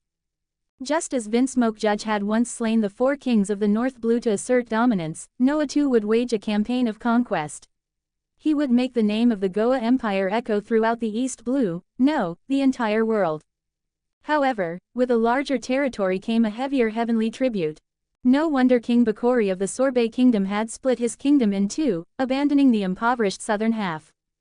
Damn it. Fine, let the celestial dragons hold on to that tribute for now. He would find a way to earn it back, or take it back, later. Right now, his priority was growing stronger and developing his military power. 2 names suddenly popped into his mind, criminals with admiral-level strength. Would the reputation of the Goa Kingdom be enough to recruit them? Perhaps, at the right moment. After all, Fujitora used to be the commander of the fallen kingdom of Aoi in the Grand Line, and Aramaki was once a high-ranking officer of the Teia Kingdom in the South Blue. If he could ransom Fujitora out of that casino in the West Blue, maybe this righteous fallen warrior would obey No's command. First things first, let's get my name and that of the Goa Kingdom known far and wide. I will become the judge of the East Blue. I am the exiled king. Staring at the map, No's eyes gleamed with ambition. He would lead the fleet of the Goa Kingdom to patrol the East Blue and spread the ideology of unification. The Navy branch commanders in the East Blue had become local tyrants, colluding with pirates and oppressing civilians due to the lack of oversight. If the Navy was so corrupt and dark, then Noah would oversee the branch offices the Navy headquarters couldn't control. He would govern the allied kingdoms that the world government couldn't manage. And even the seas supposedly governed by the world government and the Navy, he would govern those too. The Goa Empire, under Imperial authority. Now that he thought about it, it wasn't unheard of for kings of allied nations to personally go to war or hunt pirates. There was King Elisabello II of Dressrosa, famed for his king punch, who had fought personally. Several days later, at the royal court of the Goa Kingdom. When the nobles and officials heard that their new king intended to embark on an East Blue patrol and even annex nearby kingdoms, their eyes went wide with shock. After all, the Goa Kingdom had always been known for its peace and beauty. No's move was completely at odds with the peaceful reputation of the East Blue and the Goa Kingdom. The North Blue had the rise of the Germa Kingdom. Don't any of you wish to enjoy the glory of an empire? Don't worry, the glory of the empire will not be mine alone. The glory of the Goa Empire belongs not just to the royal line, but to all of us. With No's devilish charisma, a wave of young, radical nobles and officials were stirred to action. Even some of the more rigid and conservative older nobles found themselves intrigued by the imperial vision he painted. From the most beautiful kingdom in the East Blue to the strongest empire in the East Blue. Just imagining it was enticing. If the empire expanded, their titles and authority would grow too, and there would be more noble ranks for their descendants. Still, could this new king truly lead them and the Goa kingdom to greatness? Was he just talking big without the strength to back it up? And what about Vice Admiral Garp? Would he allow the peaceful Goa kingdom to transform into a kingdom of war? Several traditional high nobles and central officials, who valued stability above all, immediately stood up in protest. The Goa kingdom is the most beautiful and peaceful kingdom in the East Blue. I will not allow you to destroy its 100-year legacy. Do you all truly wish to turn our nation into one of war? Once war begins, it cannot be stopped. Do you really trust this new king? He's a usurping devil king. An old duke and a second-rank official pointed at Noah on the throne and scolded him without fear. It was bad enough that he had slain Outlook's entire family and 500 guards, but now he wanted to drag the kingdom into warfare. They would not allow it. The court fell deathly silent. Every noble and official stared at Noah, waiting to see how the new king would persuade these two powerful opponents. Decayed relics from the grave dare to block the path of empire and insult me as well. Noah's expression darkened the moment he heard the accusation of being an illegitimate usurper. Did they really think Sari, whom he slept with every night, was a fake royal? I'm here to inform you, not to ask for your permission. You've violated the chain of command and made me unhappy.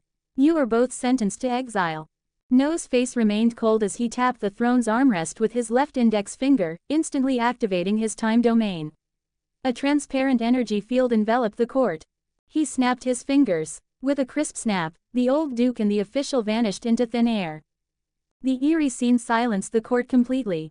Even the officials and nobles who had stood beside the two now missing men collapsed to the floor in fear, terrified they would be next. What on earth was this king's devil fruit ability? Exile. Had those two high-ranking figures been sent to some unknown prison? Well then, the noise is gone. Let's proceed to plan my patrol of the East Blue and list the kingdoms we're going to conquer. Noah's gaze swept across the court like that of a ruthless tyrant. His tone brooked no dissent. Yet in his heart, he couldn't help but sigh. The ruling body of this East Blue kingdom felt less reliable than a well-structured pirate crew. Not the most promising start. Still, it was better than beginning from scratch. With Noah's tone set, nobles and officials quickly began flattering him and offering suggestions. Young nobles and junior officials shouted enthusiastically about conquering all nearby kingdoms and building a powerful Goa empire. After heated discussion and Noah's decisive leadership, the patrol route and conquest plan were finalized. When Noah saw a chart submitted by an official showing the trade routes of the allied nations, his eyes lit up with surprise. It seemed the plan didn't need to stop with the East Blue. Tours of all four seas could be considered. Damn it, he'd been misled by the Straw Hat Pirates route this whole time. Who said entering the Grand Line required passing through Reverse Mountain? Absolute nonsense. Reverse Mountain was only the route for pirates from the Four Blues. On the other side of the Red Line was Mary Geoise, the true center connecting all four seas.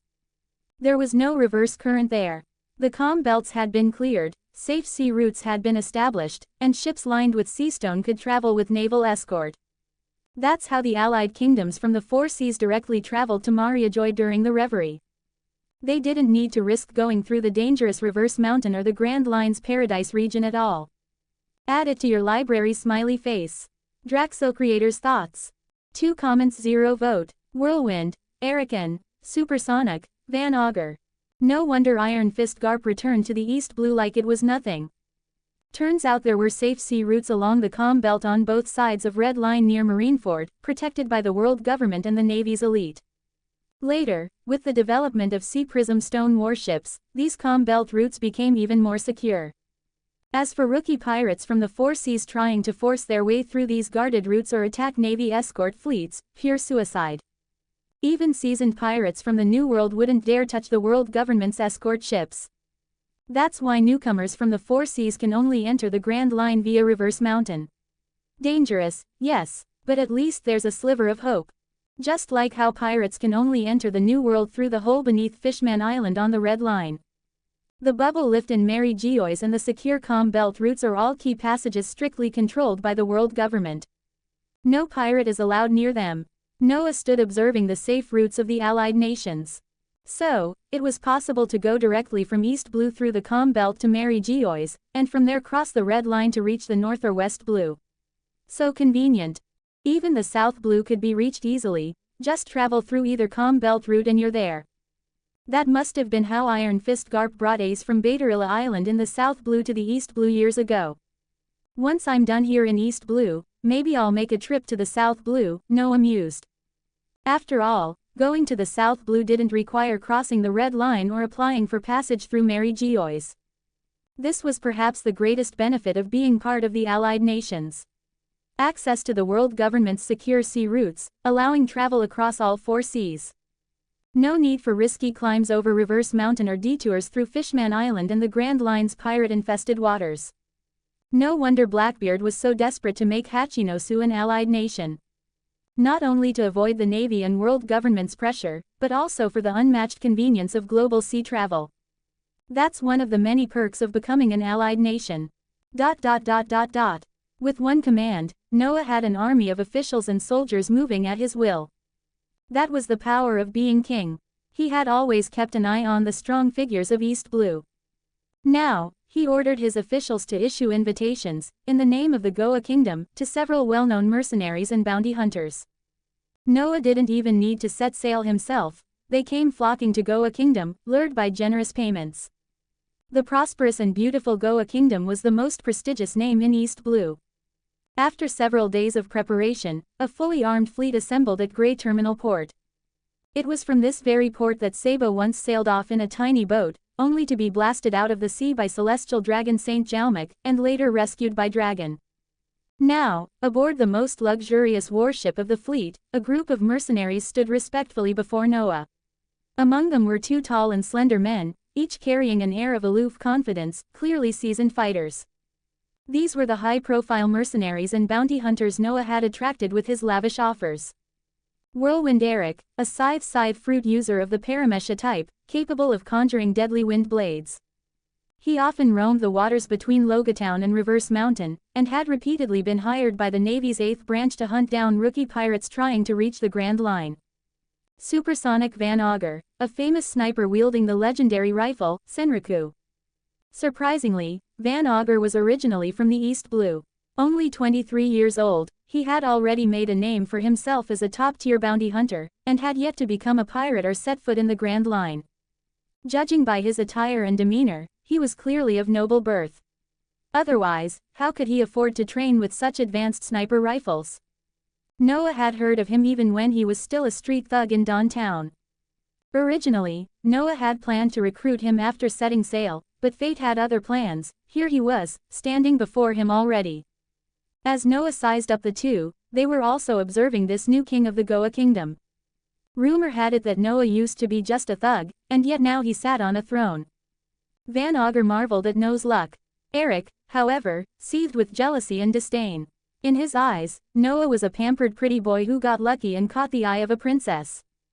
Staring at Noah's handsome face and lavish attire, the plain-looking, gaunt Eric grew even more bitter. "I'm paying you well, you'd better earn it, or the consequences won't be pleasant." Noah gave a casual smile, not rushing to win them over. He could already tell Eric was bristling with resentment. He knew he'd have to break him in first. Eric had once killed the commanding officer of the Navy's 8th branch, Nelson Roy, just to capture a 1,000-year dragon. Noah had already figured out how to put that kind of firepower to good use. "I don't work for people. I work for money. You pay me, I deliver," Eric declared arrogantly, showing no respect to the king of Goa. He was utterly confident in his own strength. Even facing Arlong, the pirate with the highest bounty in East Blue, he wouldn't flinch. The guards aboard the ship gawked at Eric's attitude. Would their fearsome king have this mercenary exiled or executed on the spot? "Let's hope so," Noah said calmly, offering no immediate punishment. He'd get his use out of Eric first, then teach him a lesson in cruelty. "I heard you're a good shot. I've always been interested in marksmanship myself," Noah said, turning to Van Augur as he drew a golden flintlock from his hip. The Goa royal family's armory was nothing short of extravagant. Among their collection were high-tech firearms gifted by the celestial dragons themselves. Golden flintlocks, golden sniper rifles, even golden cannons. One of those golden cannons was the same model that Saint Jalmuk had used to obliterate Sabo's ship in a single shot. If the celestial dragons liked it, it had to be both expensive and effective.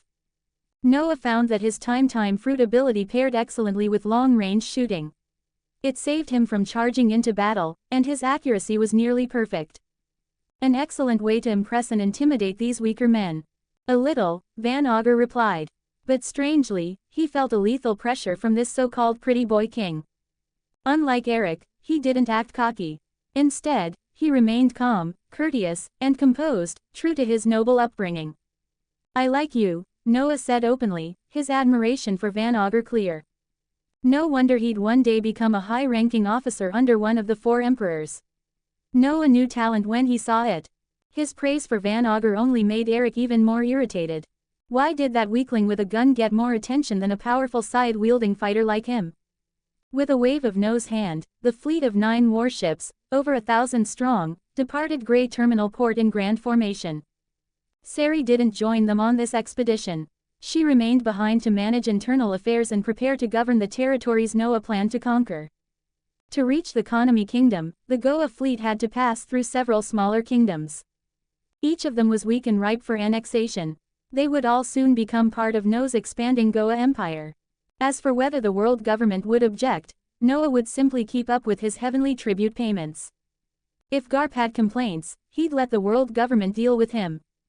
Besides, Noah still wanted to stir up some trouble in Fuchsia village. The first kingdom they would encounter west of Goa was the Clover Kingdom, a small nation built across the Clover archipelago. The Navy's 153rd branch, located in Shell's Town, sat on one of the archipelago's smaller islands. At this time, 17-year-old green-haired Zorro had yet to make a name for himself. No one in East Blue had heard of the pirate hunter Roranoa Zorro just yet. Who knows how long he'd keep getting lost at sea before he finally rose to fame. Add it to your library smiley face. Draxil creators' thoughts. 4 comments 0 vote. The annexation of the Clover Kingdom. 1 day later, on the main island of the Clover Kingdom. At this moment, the royal capital was engulfed in smoke. The flag of the Clover Kingdom had been taken down and replaced by that of the Goa Kingdom. Goa's royal guards, nobles, and officials were spreading the news that the Clover Kingdom had been officially annexed into the Goa Kingdom. Nearly the entire royal family and nobility of the Clover Kingdom had been captured by Noah. King Sloke of the Clover Kingdom was caught completely off guard by the sudden invasion. When he realized that the enemy invading his kingdom was none other than the neighboring Goa Kingdom, he was too stunned to react. Just recently, he had even sent gifts to celebrate Princess Sari and Noah's wedding and Noah's coronation ceremony. How could this new king dare to invade the Clover Kingdom? Even though the Clover Kingdom wasn't one of the 50 nations participating in the World Council, it was still a recognized member nation. I'll give you 2 choices. First, peacefully integrate into the Goa Kingdom. I'll even grant you the title of Duke. Second, you all disappear. Noah sat atop the throne of the Clover Kingdom, expressionless as he stared at the cowardly royal family before him. Impossible. I am the king of the Clover Kingdom. I'll report you to the world government. I'll bring this to the 5 elders. King Sloke roared in fury, while the kneeling nobles behind him wept in despair and rage. Then you've chosen the second option. I won't kill you. I sentence all of you to exile. Before everyone's eyes, Noah exiled the entire Sloke royal bloodline into a void dimension. As for how long they'd stay there, who could say? Maybe Noah would execute them when the time was right. Maybe he'd keep them there for decades until no one remembered who they were. As they watched over a dozen royals vanish into thin air, the nobles and officials of the Clover Kingdom broke into panic. Terrified, they begged for mercy and pledged loyalty to Goa, desperate to avoid disappearing themselves. This was the first time Eric and Van Augur, the mercenaries, had witnessed Noah's power in action. Both of them were stunned, cold sweat running down their backs. They had no idea what had just happened. The royal family had vanished before their eyes like ghosts. On their way here, they had heard whispers from the guards about Noah single-handedly slaughtering 500 soldiers. Only now did Eric realize how dangerous this king really was. Just earlier, Eric had displayed the power of his scythe fruit, cutting down a number of the Clover Kingdom's soldiers. He had assumed it would be enough to scare the soft-faced king. But it turned out Noah's strength might be on par with his own. Van Augur looked at Noah, eyes flickering with uncertainty as he observed the man's eerie power. He had originally planned to leave the East Blue and try his luck on the Grand Line as a bounty hunter or pirate. But now, things might change. He could sense Noah's intense desire for control. He suspected he might not be able to escape Noah's grasp. Noah then ordered the young nobles and officials of the Goa Kingdom to take full control of the Clover Kingdom and begin the integration process. They would report to the world government that the Clover Kingdom was now officially a part of the Goa Kingdom, renamed as the Clover Archipelago under its domain. Sari hadn't expected Noah to conquer an entire kingdom in just 2 days. It was almost too easy. Back in the Goa Kingdom, the news had stirred the entire nation. The nobles were thrilled and active, fighting for roles in the takeover of the new territory.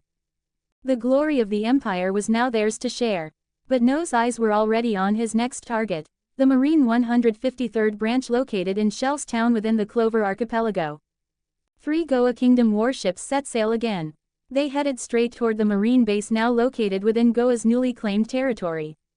My lord, are we really going to arrest Captain Morgan? Even if we're a member nation, attacking the Navy, it's madness.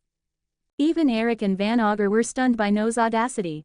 He wasn't just attacking another nation, he was aiming at a Marine branch. Even the nobles, officials, and guards under his command felt like they were losing their minds. What kind of king does something like this? He actually intended to capture a Marine branch commander. Captain Morgan of the 153rd branch has been colluding with pirates, faking pirate deaths to gain promotions, and oppressing civilians. If the Marine headquarters won't handle it, then I will. Besides, the Clover Kingdom is now part of Goa, so the 153rd branch falls under my jurisdiction. With a wave of his hand, Noah finalized his decision. He would use the crimes of Morgan and the pirate Kuro as a perfect excuse to shake up the Navy. It would also serve to justify his conquest of the Clover Kingdom. While the world government might not care about conflicts between member nations, it was still necessary to offer a reason, a justification, just enough to save face. Morgan and Kuro were now his convenient enemies. Once Morgan is captured, we'll head to Surup village in the neighboring Moonlight Kingdom and arrest Kuro for colluding with Morgan. Noah didn't care about the details between Morgan and Kuro. He just needed a reason to act against them. And if it meant dragging the Moonlight Kingdom into the fray, all the better. He had already marked these 2 small kingdoms as his next meal. Van Augur, Eric, and all the Goa Kingdom officials and guards were speechless at Noah's iron-handed approach. Was this Mad King really planning to conquer multiple kingdoms in just a few days? A few hours later, they reached Shell's Town, a small island that housed the Marine 153rd branch, having sailed directly from the royal capital of the Clover Kingdom. The sudden arrival of the Goa warships startled the local Marines, who nearly mistook them for pirate ships. Fortunately, the Goa Kingdom's flag was well known across the East Blue. The Marines allowed the ships to dock without resistance. Even the now cruel and tyrannical Captain Morgan came out, accompanied by Lieutenant Commander Ripper, Ensign Rakaku, and a number of Marines, to welcome the King of Goa. What happened next, however, was entirely unexpected. Morgan, you conspired with Kuro, helping him fake his death to escape justice. You used his corpse to gain promotion. You are a tyrant who's been oppressing the people of Shell's Town. As King of the Goa Kingdom, I'm placing you under arrest. Oh, and by the way, the Clover Kingdom is now part of my realm. That means Shell's Town is my territory now. All Marines, stand aside. Standing atop the warship, Noah delivered his judgment to Morgan and the Marines below. What? Kuro faked his death? Ripper was shocked, staring at Morgan in disbelief. The Clover Kingdom was annexed. When did this happen? Rakaku and the other Marines were in a commotion. Why were they the last to know? Bastard, I'm a Marine captain and the commanding officer of the 153rd branch. Who do you think you are to judge me? Morgan's face turned pale with rage. His mind swirled with chaotic memories of Kuro, and he grew increasingly agitated. The next moment, blades of wind shot directly toward Morgan. The Marines of the 153rd branch couldn't believe what they were seeing. Goa Kingdom forces were actually attacking the Navy. You dare strike the Navy? You're all criminals. Fire! Wipe them out! Morgan roared, swinging his axe and ordering his men to attack. He tried to deflect the wind blades.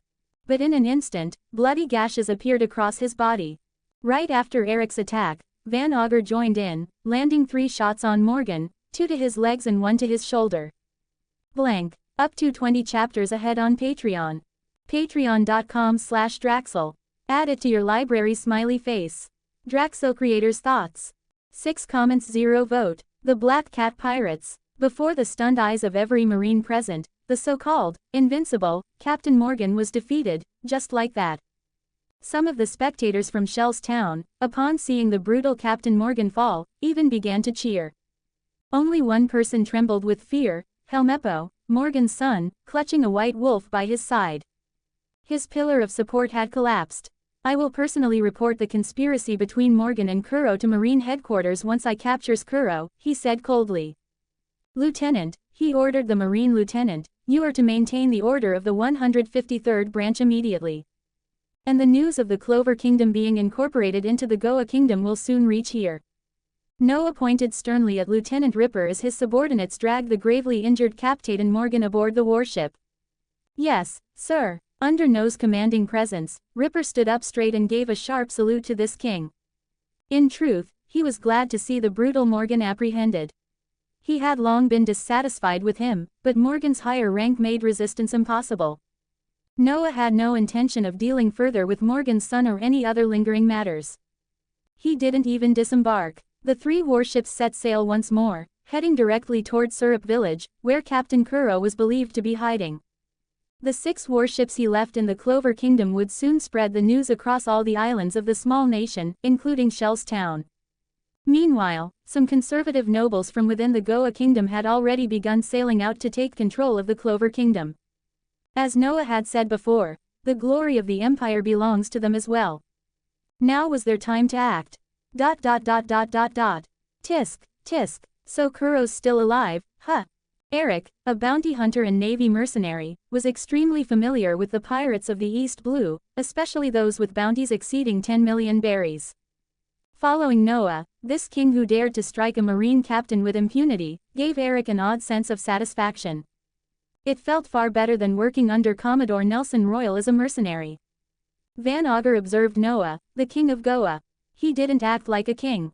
He looked more like a pirate warlord, carving out territory at will. The speed and aggression of his actions made his ambition clear. The Goa Empire, that was only part of it. Van Augur sensed Noah's ambitions reached far beyond that. At that moment, Noah was lifting a dumbbell, continuing his physical training. These small-time enemies could be easily handled by the mercenaries he hired. Why waste his energy when he'd already paid good money for them?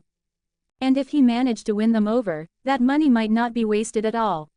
He could just convert the mercenary fees into salaries and rewards. This expedition was all about speed. The marine branches and kingdoms in the East Blue were notoriously slow to react. By the time Marine headquarters and the world government caught wind of things, Noah might already have completed his Goa Empire upgrade. At that point, with the royal families gone and his forces entrenched, the facts would be established. The world government wouldn't say much, as long as the heavenly tribute was paid in full. Surup village of the Moonlight Kingdom wasn't far from Orange Town of the Organ Kingdom. These 2 kingdoms, like the Konami Kingdom, were island nations, composed of numerous smaller islands. The Konami Kingdom alone had 30 to 40 islands and dozens of towns and villages, though over 20 of them had been taken over by Arlong. Smaller islands were considered villages, while the larger and more prosperous ones were towns. This was a common setup for island and archipelago kingdoms in this world. Once Noah dealt with the Moonlight Kingdom, he might just head to the Organ Kingdom next. He wondered if Buggy the Clown was still in those waters. Watching Noah, a king, continue his training with such discipline, Eric couldn't help but feel a growing sense of unease and pressure. He made up his mind. Once this contract was done, he'd get far away from the Goa Kingdom and this sharp-featured king. He wasn't about to become one of those bounty hunters who joined Noah's forces. No way. He preferred the freedom of the mercenary life. Van Augur, on the other hand, was weighing his options. If Noah didn't let them leave, he might just join Noah and rise within the Goa Kingdom's ranks, using the opportunity to restore his family's legacy. His plans to remain a bounty hunter, or switch over to piracy, might need to change. After all, Noah's conduct wasn't far off from the pirate kings of old. Unlike Eric, Van Augur came from a family with lineage and a surname. He had deeper vision. Plenty of civilians and pirates didn't even have family names. One day later, when Noah's 3 warships reached the waters near Syrup village, the main forces of the Goa kingdom had already taken full control of the Clover kingdom. The expeditionary fleet, now free, was also sailing toward the Moonlight Kingdom to rendezvous with Noah. They knew their king had an appetite far larger than just one kingdom. "Your Majesty Noah, there's a pirate ship up ahead. Looks like the Black Cat pirates." Van Augur peered through his ultra-range monocle and spotted a pirate ship flying the Black Cat flag. It looked like Captain Kuro was indeed still alive and operating nearby. Otherwise, his crew wouldn't be wandering these waters. "Take them down." Noah didn't even pause in his training. He simply issued the order. "Yes, sir." The security forces maneuvered the 3 warships to encircle the Black Cat pirates. Eric was already preparing to bring in those wanted criminals and earn some extra bounty on the side. At that moment, aboard the Black Cat pirates' ship, the Bays in Black, First Mate Django, along with Sham and Butchie, panicked as they saw warships approaching. They initially mistook them for marine vessels and immediately attempted to flee. But soon, they realized the flags weren't marine insignia, they were royal banners. Even so, 3 warships were too much for them to handle. They had no choice but to run. However, they underestimated the Goa Kingdom's new model warships, which rivaled military vessels in performance. Before long, the Black Cat pirates were caught. Eric and Van Augur launched their attack. "Fire!" Django shouted in panic as the pirates opened fire in return. "Don't damage my ship," a soft voice murmured. To the utter shock of the Black Cat pirates, their cannon fire vanished in midair, vanished without a trace. They froze in horror, drenched in cold sweat. Eric and Van Augur were once again left in awe of Noah's devil fruit powers. Even high-speed projectiles like bullets and cannonballs were simply banished. That meant anything approaching Noah could be removed from existence. Eric even watched as his own wind blades, his strongest ranged attack, were erased the moment they neared Noah. The realization hit him hard. The man he thought was on par with him, might be far stronger. If his best techniques meant nothing to Noah, then Eric's value in combat was next to nothing. A trace of defeat flickered in his eyes. Noah had barely shown any effort, yet the change in Eric and Van Augur's expressions was immediate and obvious. These 2 would soon become his loyal workhorses. Leaving, not a chance. And if they tried, well, Noah had slave collars and seastone cuffs at the ready. For a ruthless king, owning a few slaves wasn't out of line. If they were bound to Noah, regaining their freedom would take blood, sweat, and years of hard labor. No one escaped easily. Under Eric and Van Augur's assault, Django and his men were quickly defeated. With 3 warships bearing down on them, the little Black Cat pirates never stood a chance. Up to 20 chapters ahead on Patreon. Patreon.com/Draxil. Add it to your library smiley face.